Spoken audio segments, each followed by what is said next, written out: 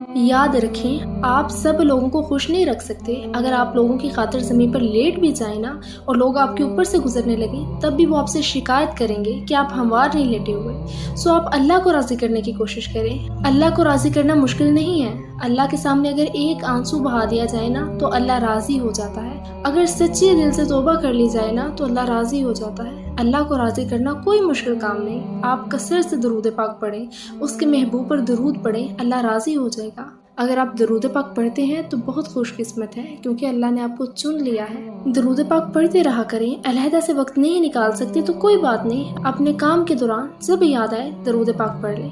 बेशक हम मसरूफ होते हैं, काम के दौरान भूल जाते हैं, तो कोई बात नहीं, आप एक काउंटर खरीदें और उस पर दरूद पाक पढ़ें। जब जब हाथ पर नजर पड़े दरूद पाक पढ़ लें। इस तरह एक वक्त आएगा जब आपको याद करने की जरूरत नहीं पड़ेगी, बल्कि आप काम में भी मसरूफ होंगे ना तो आपका दिल दरूद पाक पढ़ा होगा। और इससे बढ़कर रहमत क्या होगी कि आप अल्लाह के हबीब, अल्लाह के महबूब पर दरूद पाक पढ़ते हैं। सुबहान अल्लाह।